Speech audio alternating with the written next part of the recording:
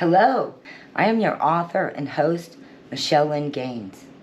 Welcome to my place. Feeling lost. Or empty. Worried. Need emotional healing. Guidance. Or just a different way to view yourself. Welcome to Insights for Life, an MLG production. Welcome to the world around us. In a world with so much going on around us, so much to do and so many choices, how do we know what frees the mind from just causing more stress? But we have a preoccupation with being self-occupied that stops us from being able to tell the difference. We'll always have tasks to do to get through the day. We will always have to find a way to make money. We will always be dealing with different personalities, different ways of thinking, different cultures on planet Earth that just view relationships differently. Our preoccupation with being self-occupied. This is all the distractions that we have in the world that come in our eyes and ears. It's social media, it's television, it's movies, it's books, but it's so much more. It's how we worry about every little thing. We try to control things. It's like we're rearranging chairs on a ship that's going down. It's our desires and what we want versus what we've gotten. It's self-occupation is just our preoccupation with how our butt looks in these jeans, who likes us and who we like, where we live, how we live. We're preoccupied with many things, so we can't even see God, really. Our culture, our childhood, our belief, the music and movies and information we take into us help shape our perspective of not only ourselves, but the world around us. I wanted to talk about our preoccupation with being self-occupied. We each have it. Every single person born under the sun. So some of us are really self-centered and we wear it on the outside. Everything always goes back to them. I think we all know people, they don't want to listen, they just want to talk about themselves. It all goes back to what they think, what they want, and how they feel at any particular given moment of the day. And we call them self-centered. But we all really have this preoccupation with being self-occupied. Even the best of us that are learned to be good friends, good listeners, learn to be a doer and not just a talker, learn to connect with the people that we love and really try to be there for them. Still, the self-occupation always goes back in the quiet of the night, in the deepest part of our hearts. At the end of the day, every single one of us, it all goes back to how we feel and what we think, how we perceive the world and our relationships, how we perceive ourselves. That everything since we are born, we're taught who to be. We're taught, and these are good things.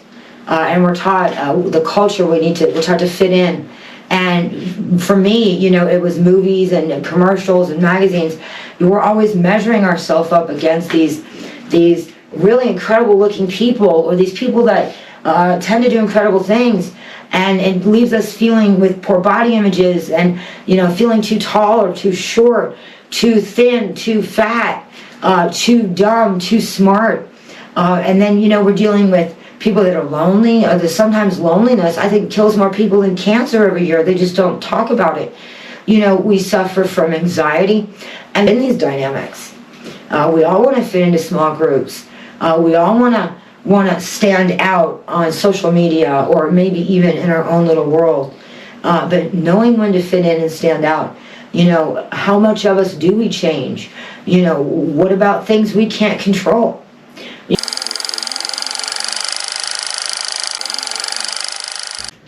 Feelings and emotions and feelings. And boy, don't some of us have a lot of them.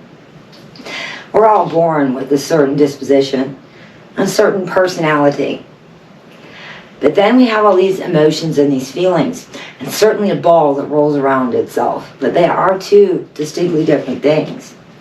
Our emotions are an inner subconscious response to things, while our feelings are sort of what comes after the emotion and is a more permanent, lasting thing.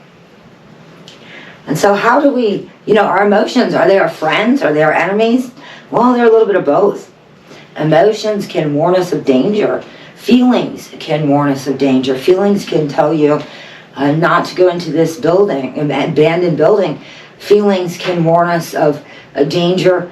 This is what keeps us off of the top of buildings, crossing 2x4s to get across. This is what keeps us from jumping out of airplanes without a parachute. Now, feelings can warn us of danger. They can also tell us when we're sad. Sometimes in our life we're not having our best time. Sadness is a real emotion, and it comes from many circumstances. We cannot always control what other people think and say and do. And it is other people and other events and things that cause our emotions. And what if your sadness comes from missing the most important person in your life? Death. Sometimes we are missing the person that not only we may have loved, but that loved us.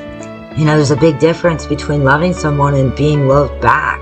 And when you get that in the same relationship, when the person you love loved you back and they're gone by way of death or possibly divorce, it causes a lot of emotions in us. It's hard to just go on with life.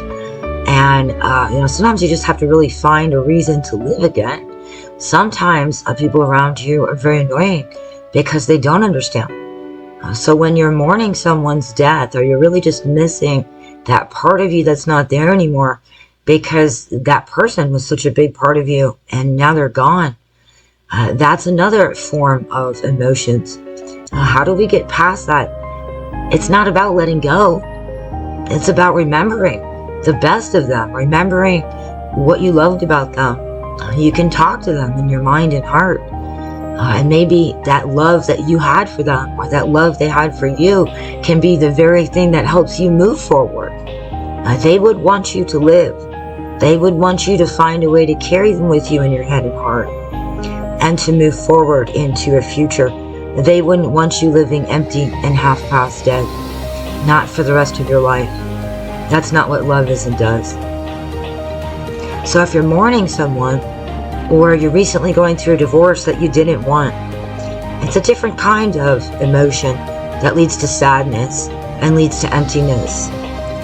But these tapes, if I say one thing an episode that helps you move forward, then it has not been wasted time. It's as simple as having an emotional outburst, kicking something, or kicking your car, or hitting a table. But we don't have to let the feeling resonate that we're going to have an angry spirit all day because of it. We can say, I had an outburst. I'm going to let peace reign in me. I'm going to change that. I'm not spending my whole day with a spirit of anger on me. It could be as simple as changing our outlook, changing our view of our situation, by allowing ourselves to elevate. If you're going to wake up every day asking your feelings what kind of a day you're going to have, well, our emotions tell us that we don't measure up, that we're not good enough. By the judgment scales we compare, maybe it's our body image, maybe it's our talents, or maybe it's just the way we do things, and we compare ourselves to others and we say we don't measure up, or maybe we say we come out on top and we think we're just the best that's ever been. So our emotions can be our friends. They can tell us when we're happy, and they can tell us when we're joyful. They can tell us when things are going well, and when we feel happy and joyful. These are good things. But our emotions can also turn into our enemy. They can be one of our greatest enemies, is our emotions and our feelings. So our feelings, when they tell us that we are not good enough, when they tell us that we're sad, when they tell us all kinds of terrible things, or when they make you feel an over sense of achievement, They'll tell you that you'll never achieve. They'll tell you that you've already achieved all these things and you're better than everyone. And so emotions can turn on you. As a matter of fact, emotions can be one of your most powerful enemies. And so can your feelings. Emotions, when they turn toxic, can actually poison your system and causing a cancer that sets in and just erodes you from the inside out. Stress is often a factor of emotions and feelings. Anxiety, depression. These are when feelings go toxic. Emptiness. Feelings of being exhausted or overwhelmed. Sometimes it's a mental thing, sometimes it's a physical thing. So we have to learn to watch our emotions. Emotions come and are caused from many sources. The joy stealers, other people, places, and things. It's like as soon as you open up your door to your apartment or your house, you're being attacked by people that want to steal your joy. If you live with other people. If you live with other people, it's as soon as you wake up. And that's the same is true for us all. So how do we know when our feelings are our friends and how they're turning toxic on us? Well, that's exactly what you're going to get. Every day you're going to wake up and you're going to ask your emotions and your feelings what kind of day you're going to have. It's like they're the horses and you're the buggy, just being drugged behind them. I suggest we let ourselves be the horses and they can be the buggy. And we're going to do that in Jesus. We're going to do that in Father God. Anybody tired of waking up every day asking their emotions and feelings what kind of day they're going to have? But happiness comes and goes. We can't be happy all the time, but we certainly don't want to be sad all the time either. And no one wants to feel empty and sad or overwhelmed. And nobody wants to feel like they're lost. Nobody wants to feel like they don't know which direction to go. So learning when to trust your feelings and when to know they're turning on you. Harry Potter, as a movie, always talked about the tormentors. They were the spirits that would come and get you and take you back to the prison of Azkaban, if I'm correct. It's been a long time since I've seen the movies. But they were known as like the tormentors. And often those can be our own feelings. Things that have happened that keep replaying, or fears that we have. Fears sometimes are very warranted. They keep us safe. But sometimes fears just drive us insane. Why do we have spirits of fear? We all have spirits of fear. God said not to have spirits of fear. God says in His Word that He gave us spirits of courage, of love, and of a sound mind. But why do we're like fear-driven, fear-based. We all fear so many things that are legitimate. We fear succeeding. We fear failing. We fear trying. We fear not trying. We fear living and we fear dying. We have spirits of fear. When we are to have spirits of courage, of love, and of a sound mind. Now that may be a tall tale right now, but as we journey with Jesus, as we learn to receive unmerited favor, as we get elevated and rested, and as we change our perspective, spirits of courage, love, and a sound mind is surely what you will have. And we will learn to rock in that. What if I told you that God can make each day of your life from this moment forward the same day? You'd probably say, well, gee, I don't need that. I already have that already. Every day is the same. But maybe, my friend, that's not what I mean. What if God could make every day waking up on Mount Zion? What if that was the day you woke up in every day? What if every day was like waking up on Mount Zion? What is Mount Zion? Mount Sinai and Mount Zion are God's mountains. Mount Sinai is the slow-moving poison. You see, it bears the name of laws and commandments and things you have to follow. Mount Zion is the mountain Jesus formed. There is no war there. It's just peaceful and calm. And any war that raged inside of you and all the push and pull is gone. And it's just peaceful joy as you walk through your day. You are not empty, you are filled. And you are not alone. It may appear that you are, but you'll never be alone again. And that way, no matter what you're facing that day, you wake up on Mount Zion with Jesus, with the peace and joy, rested and elevated, walking with Jesus in the power of God, Spirit-led into that day. That for that day, the most joy and peace that could be had will be yours. Because you're walking with Jesus. Because you've already learned to receive. Because unmerited favor is yours. It's a real place, my friend, here in this life. And waking up every day on Mount Zion is possible. You may not be able to change your circumstances, not right away. And you can't change what's happened to you or what people have done or you've done. But we don't have to accept all the toxic emotions and toxic feelings that go behind it. You can't control what other people think and say and do. There are, say you're a rat with a bunch of rats in a jar. Eventually one of them is going to climb to the top. So what does it make you, the head rat? We have to let it go. We have to change our focus. Don't let our emotions and our feelings control what kind of day you're going to have, what kind of week you're going to have. Don't let it control your future. Let Jesus change that for you. If you're empty, let him fill you. If you need direction, let him guide you. If you need peace and joy, well, follow us. We're headed there. It doesn't have to be that way. Wake up on Mount Zion every day with Jesus. Our emotions and feelings. Some practical application. Emotions are what happens when we have these subconscious outbursts, when someone overlooks you. There are things that are active and things that are non-active. Some things take decisions. When someone overlooks you, or when someone mistreats you, or they treat you unfairly, or how about when someone sabotages you?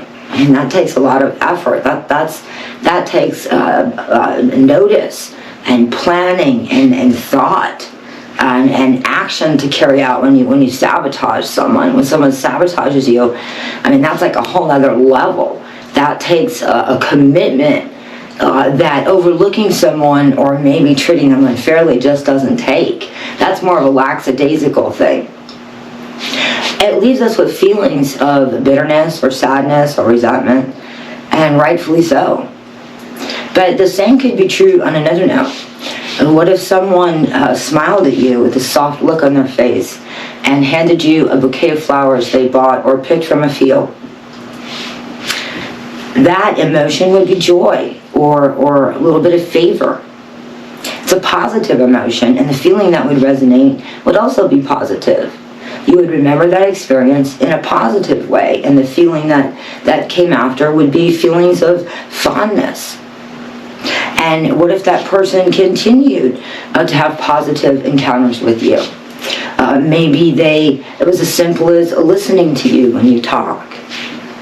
Or maybe they start to share their food with you, or their time, or their resources in some way. Or maybe they dream your dreams with you.